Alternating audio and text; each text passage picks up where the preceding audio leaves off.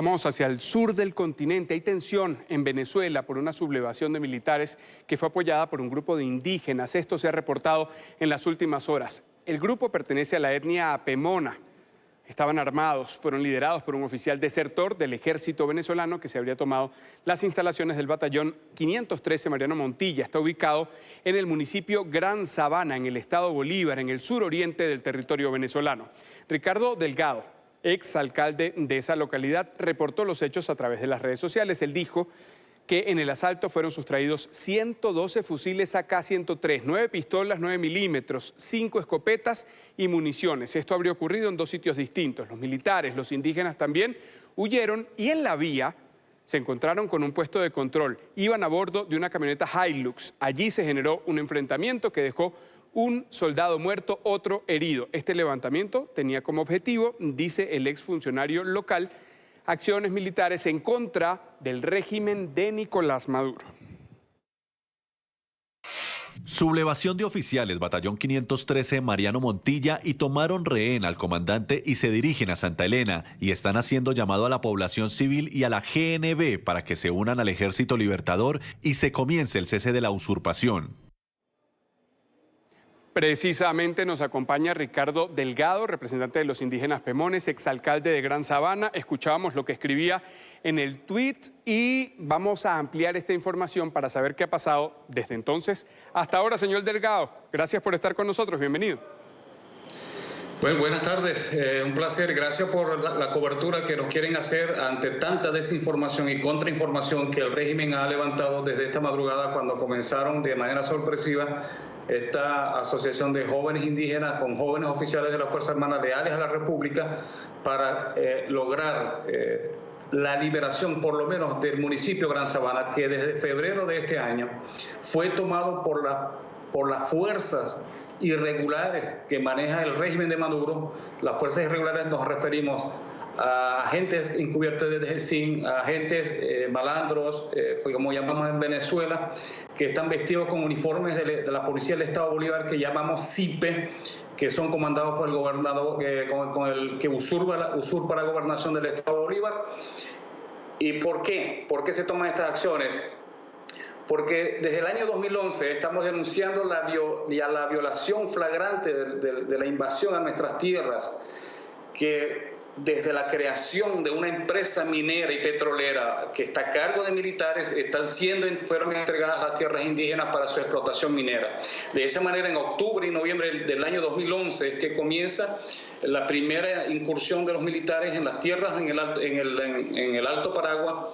¿Quiénes fueron presos? No fueron presos. Se entregaron las armas y fueron presos los capitanes indígenas y están siendo perseguidos los capitanes indígenas. Y así ha sido la historia de este régimen con el usurpador Maduro. Y el año pasado, el 8 de diciembre, exactamente hace un año, llegaron 40 agentes de GECIN cubiertos como turistas en aviones privados. Igualmente ocurre una masacre en Canaima, muere Charlie Peñalosa y hasta el sol de hoy no ha habido justicia, no hay ningún funcionario del DGCIN, mucho menos el responsable, el mayor Alexander Granco y el mayor general Hernández Dala, que es el director de la DGCIN. Ninguno de ellos está siendo procesado por la justicia venezolana, que sabemos que no existe. Y luego en febrero de este año,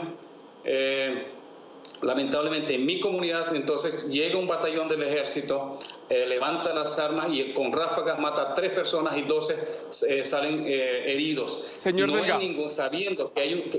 Adelante. Usted nos da una amplia información, pero para nuestra audiencia en América Latina necesitamos ir a lo concreto.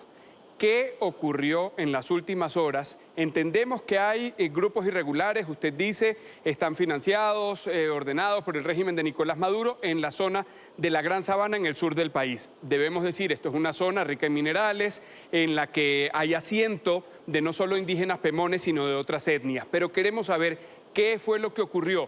Estas personas indígenas, junto con algunos militares, se tomaron unas armas, ¿para qué? Entonces, mira, lo que ocurre, lo que colmó el vaso, la gota del agua que colmó el vaso, fue la presencia de efectivos rusos instalando equipos, vendiendo la soberanía en tierras indígenas, en Canaima, en Luepa y en otras partes y en la Paragua. Entonces, y hasta el sol de hoy, todos los comerciantes, habitantes, indígenas, no indígenas de Santa Elena de Guairén son extorsionados a diario por funcionarios irregulares de este régimen.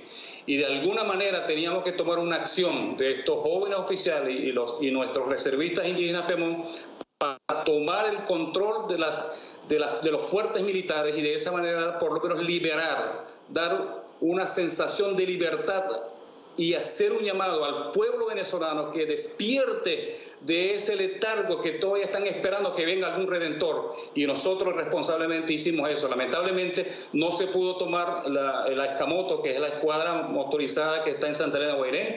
Se fracasó ese punto, aun cuando los muchachos en Luepa lo habían logrado, y de esa manera fue que entonces se llegó a un enfrentamiento resultando herido uno de nosotros allí en San Ignacio de Uruguay. Señor Esa Delgado. es la situación. Sí, señor Delgado, ¿usted nos puede explicar este operativo que usted dice de retomar instalaciones militares? ¿Esto no es un golpe de Estado? No, el golpe de Estado lo hizo Maduro en el momento que asumió la usurpación. ¿Cuántas personas formaban este grupo que quería retomar el control de esas instalaciones, de esas bases?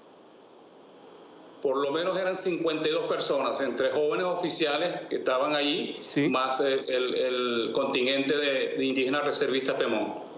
¿Cuáles fueron los puntos a los que llegaron, los puntos de bases militares, y por qué llegar directamente al parque de armas? La esencia de un fuerte militar es el parque de armas. Si neutralizas el uso de armas, pues tienes el control de todo el batallón. Entonces eran dos puntos, el batallón de Luepa y la escuadra motorizada que está en Santa Elena de Guairén. Después de si hubiese tenido éxito esta operación y hubiesen logrado tener el control de las armas, de las bases militares, ¿cuál era el siguiente paso? ¿Cuál era el objetivo general luego de quedarse con lo que ustedes dicen fue tomado por fuerzas externas, por fuerzas extranjeras? Bueno, primero llamar la conciencia nacional para que el pueblo venezolano, así como hicieron en Bolivia, salieran a las calles y pidieran la renuncia de Maduro y que las tropas rusas y cubanas salieran del país. Y tenía que ser de esa manera un llamado que haríamos desde la Gran Sabana, habiendo recuperado nuestra soberanía sobre nuestras tierras ancestrales. Es decir, el objetivo final era sacar a Nicolás Maduro del poder.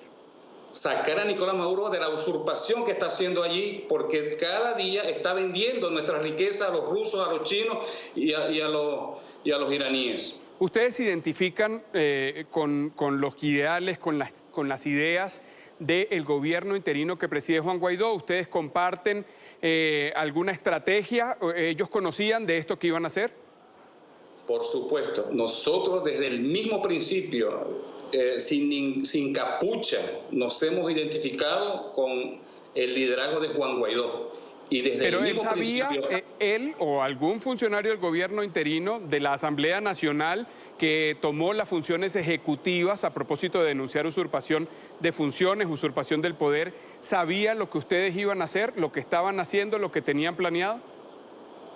todos sabíamos. Él sabía y su equipo sabía. ¿Lo apoyaba? Claro que sí, porque la lucha es la misma. ¿Es suficiente en un país en el que algunas de las estrategias no han sido exitosas, no han tenido resultados, que 50 personas pudieran levantarse en contra del régimen de Nicolás Maduro? Quizás en número no era suficiente, pero lo que importaba es que como son grupos irregulares que están ocupando las instalaciones militares, ellos realmente no estaban preparados para eso. Y muestra de ello es que en efecto se tomó el control del Luepa, pero no se pudo tomar control de la Escamoto. Es decir, que lo que se ha venido denunciando y lo que hemos venido diciendo a las Fuerzas Armadas Nacionales, que están todos en inconformidad, saben que ahí están cubanos y están rusos y están iraníes y están palestinos allí, pero que no pueden hacer nada. Entonces alguien tiene que darle a conocer a la comunidad internacional, sobre todo a la comunidad internacional y a la comunidad nacional, de que sí es posible esta liberación. Pero tenemos que demostrarlo. Lamentablemente no lo logramos hoy, pero eso no quiere decir que se abandone el plan de la liberación de Venezuela. Es decir, esta operación sigue en marcha. Ustedes tienen idea de hacerlo, pero le pregunto, usted está en Brasil, otras personas también salieron del territorio venezolano. Debemos ubicar a nuestra audiencia, el Estado Bolívar es contiguo a la frontera con Brasil. Pero ¿cómo lo pueden hacer entonces ahora desde afuera? ¿O usted siempre estuvo afuera? No, nosotros estamos desde afuera, desde adentro, organizándonos todos los días. Estamos en esta lucha. No es una actividad de un solo día. Todos los días estamos pensando cómo tenemos que liberar primeramente Gran Sabana, porque no es aceptable. Yo fui en estos días pasados a Europa a denunciarle al Parlamento Europeo de que Nicolás Maduro está flagrantemente violando los derechos de los pueblos indígenas por una parte, y por otra parte está destruyendo el patrimonio de la humanidad, que es la Gran Sabana, que es el Parque Nacional Canaima, permitiendo el acceso a empresas mineras rusas, iraníes, para la explotación ilegal del oro. ¿Qué otras acciones inmediatas van a mantener? Digo, a propósito de lo que pasó en las últimas horas y de lo que ha dicho el régimen de Nicolás Maduro en distintas ocasiones, que habrá cárcel para quien se subleve. Bueno, es que él no tiene otra cosa que ofrecerle a Venezuela. Toda Venezuela es una cárcel. Todos estamos encarcelados y por eso de pasar de una cárcel a otra no tiene ninguna diferencia. Nosotros no podemos revelar por este medio, por supuesto, los planes que vamos a seguir, pero sí quiero aprovechar para denunciar que en efecto se han llevado a nuestros hermanos de Cumarcapay, a Yajamir, a Fermín, a Frederick, a Leomar, a Alfredo, a Milkan y a Lisandro, y están todavía persiguiendo a otros hermanos nuestros solamente para presionarnos y que abandonemos esto. Pero no podemos callar ante la opinión pública nacional e internacional de que esta usurpación cada día, si lo seguimos permitiendo, va a seguir violando nuestros derechos ancestrales, la destrucción de nuestras tierras y, por supuesto, la entrega de la soberanía de Venezuela a fuerzas extranjeras. ¿Quiénes más lo respaldan este operativo, esta operación que ustedes han llevado adelante, dentro y fuera de Venezuela?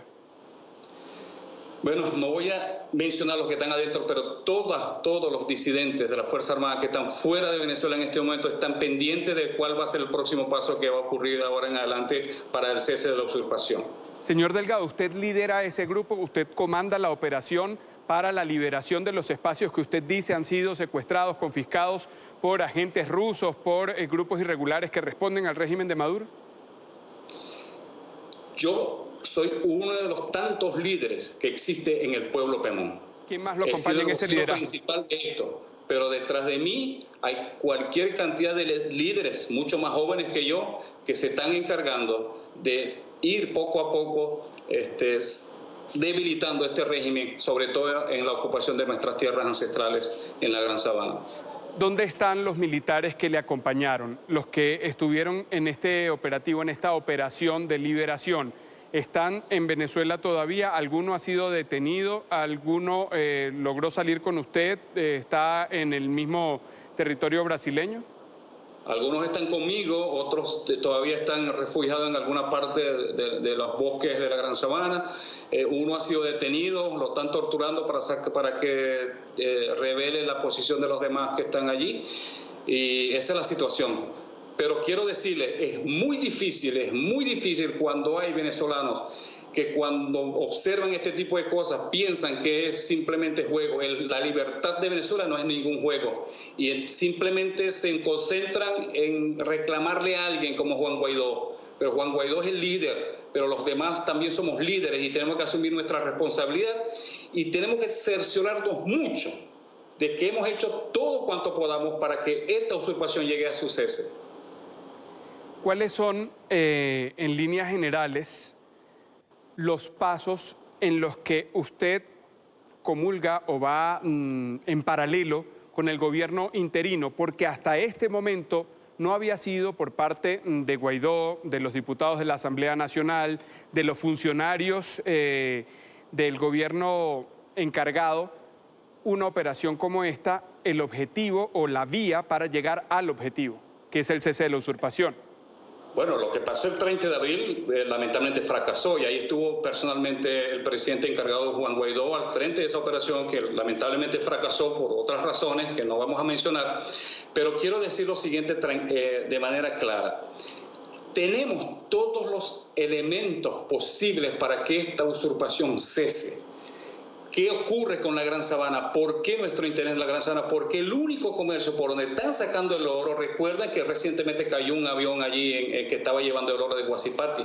Están sacando por tierra, por trochas, y de esa manera se está financiando no la alimentación de los venezolanos, sino financiando los enchufados, los grandes enchufados de este régimen. Entonces, por lo tanto, si logramos recuperar Gran Sabana, sabemos que ellos van a pasar mucho trabajo como régimen y van a hacerse debilitados, por una parte. Y por otra parte, quiero decirle a la comunidad internacional, está el Tribunal Supremo de Justicia en exilio, tenemos a la fiscal, que muchos no comulgan, yo no comulgo con ella tampoco, pero está allí, podemos llegar aquí, y Juan Guaidó debe hacerse presente aquí y desde aquí despachar, formar gobierno, llamar a una unión nacional e internacional para entonces luego desterrar a este régimen asesino que no ha sido juzgado por la muerte de cada pemón que está ocurriendo desde que él está en el cargo. Esta propuesta que usted está haciendo, ¿se la ha comunicado a Juan Guaidó y en caso de que sí, él le ha respondido? No hemos comunicado esto directamente, pero todo el equipo que está trabajando en eso sabe de todas las estrategias que nosotros hemos planteado en la mesa. Pues quiero agradecerle a Rafael Ricardo Delgado por esta información, por esta actualización que nos ha hecho desde la madrugada hasta ahora de lo que ha ocurrido y de lo que se ha sabido a propósito de esta sublevación. Comenzó con dirigentes o con líderes indígenas, etnia pemona, acompañados por algunos disidentes del ejército. Dice que van a continuar. Señor Delgado, gracias por la información, gracias por haber estado con nosotros. Muchas gracias a ustedes por esta cobertura que nos han hecho a nosotros y siempre nos han apoyado en estas lides. Muchísimas gracias. Buenas tardes.